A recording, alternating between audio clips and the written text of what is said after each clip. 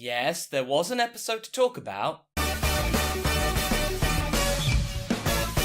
That's right everyone, Dragon Ball Super episode 75 just landed and whoa, all aboard the nostalgia train! Goku and Krillin back to the old training grounds. AKA, if you didn't watch Dragon Ball, here's what pretty much happened in the beginning. So, Goku's trademark tractor has bitten the dust. R.I.P. little red tractor, I knew you could. Just not enough as Goku. You will be missed. Instead, Goku's training and using ki blasts to plow the fields, which Chi-Chi is surprisingly okay with. You would think that the ki blast being molten hot plasma would singe the earth so nothing would grow again, but alright, Dragon Ball logic, I guess. Gohan, what are you doing here? You've had your two-parter. Let Goku have his two-parter. Oh, okay. He's actually here because no one else will train with Goku because they're too busy. Whis and Beerus? Well, they're off doing godly things. Wait, what? Beerus actually doing some work? Vegeta, he just stared at Goku.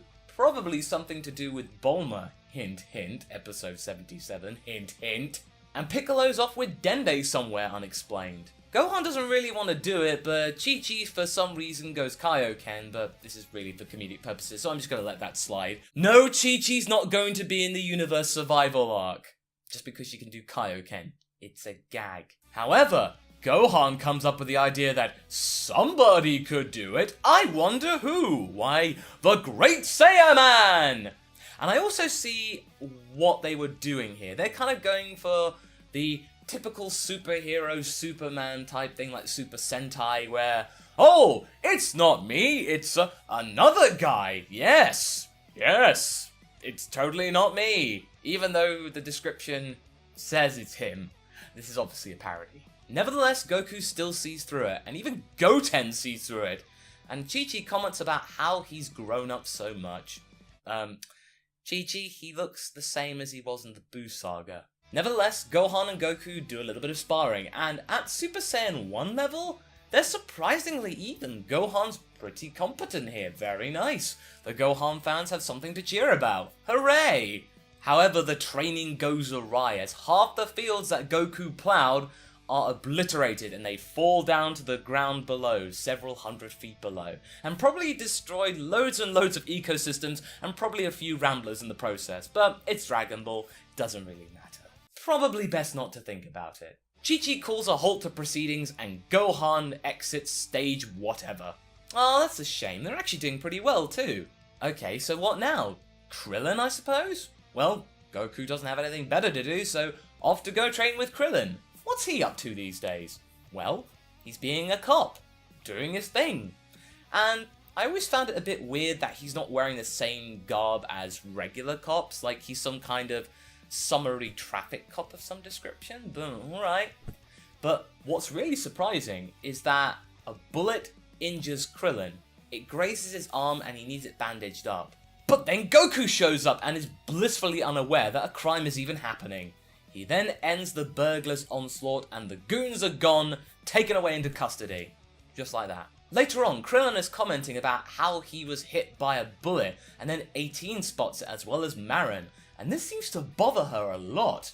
This isn't the man she fell in love with, and some kind of weakling is taking his place. She doesn't want that. And Marin doesn't want that either. You can actually tell things are getting kind of serious. Cappuccino love heart seriously. Daughter admiration seriously. The feels here, the conflict. I did not expect this in a breather episode. So when Marin even questions his integrity, Krillin leaps up and then demands that Goku spar with him. Yeah, good on you, Krillin. This is the guy that we all know. He's the guy that, despite him being severely outclassed in battle, he still gives it a try. And that's why I really think that people should not treat Krillin with the amount of contempt that they do. He tries. After a little bit of reminiscing with some cool, reanimated flashbacks of their time training as children, the pair decide to go to Master Roshi's to continue their training. 18 is perfectly cool with this and just says, you guys go on. You do what you need to do. Aw, Krillin's family's so cool. After the, usual greeting, Roshi agrees to train Krillin against Goku. Goku wants the same thing, but it's kinda hard to obtain that when you're the one with the god powers and nobody wants to train with you on Earth. Yeah, that's a bit of a problem, mate. Oh, okay. So the turtle suit that we saw in the preview from last week is there to act as some kind of handicap for Goku against Krillin, so it evens things up a bit. Oh, that's cool, yeah! I like that. Shame it only lasts for about 30 seconds. Oh. That night, Krillin is looking out at the ocean and not firing Kamehamehas into it. Ooh, things are looking serious here. Roshi then appears and they actually have a bit of touching dialogue between them. It's a really nice exchange and kind of puts more emphasis on Krillin having to do this for his family and himself. And yes, Roshi still plays a role in the show despite not throwing many punches. He's there as a sort of father-mentor figure still. I like that. The next day, Roshi sets Goku and Krillin a task, just like the old days. They have to go and obtain a special herb from the Paradise plant. The first one to get it wins a special prize. Master Roshi's rarest photograph collection of, certain things. Goku doesn't want that though, because he's not really into that sort of thing. So, what else can you do? Well, there's a special technique that Roshi knows and hasn't taught them before that will raise one's energy if they do this for him.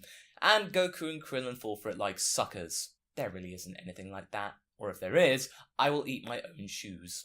When the pair arrive on the island that Roshi talked about, they don't find plants at first, they actually find Roshi's older sister, Fortune Smeller Barber. Ah, good one, Goku. Yeah, remember her? She's back and here to keep an eye on the race so there's no cheating. Yeah, Krillin has cheated in previous contests before. The pair are instructed to go inside the mouth of a giant golem, and inside they find a weird forest. Pretty surreal forest too. And as they begin to step into it, loads of really weird mental images appear. It's meant to scare them, it's meant to mess with their minds as well as their fists. Suddenly, a mysterious cloud forms itself around them, and what appears? Well, all of their biggest adversaries are around them in a circle. We got Cell, we got Frieza, we got the Ginyu Force, we've got King Piccolo, we've even got Tambourine. For those of you who don't know who Tambourine is, that's the guy that killed Krillin in the original Dragon Ball. Nice touch there, Toei. Krillin's understandably scared. That's the guy who first killed him. That's the guy who was the first of many to kill Krillin. This is supposed to strike fear into our heroes and sort of give them a handicap that they're not really firing on all cylinders and they're having to defend themselves quite frantically. And that's where we're left, because this is clearly another two-parter. All in all, this episode was really good. I like these two-parters. They always seem to have a lot of heart and they focus on the minor major characters, which is something really good to see. We had Gohan, we had Hit, now we have Krillin. And he really deserves some more development and a re-establishing of his character. And I think this is what these two-parters are doing. Bringing these characters in to justify their place in the universe survival arc. We had Gohan, now we have Krillin. I suspect that by the end of the next episode, we're going to have Krillin fighting fit, ready to take on the universe. And I'm really keen to see that. Also, 18 really is so cool. Yeah, some may think, oh, she's just domesticated. No. She wants to have a strong husband. She wants to be strong in herself. She wants a strong family, period. Yeah, 18 and Marin are just awesome. End of. But anyway, that's my review of Dragon Ball Super Episode 75. Tune in next time for my review of Dragon Ball Super Episode 76. And until the next one, be sure to like and subscribe. And until next time, guys, catch you later.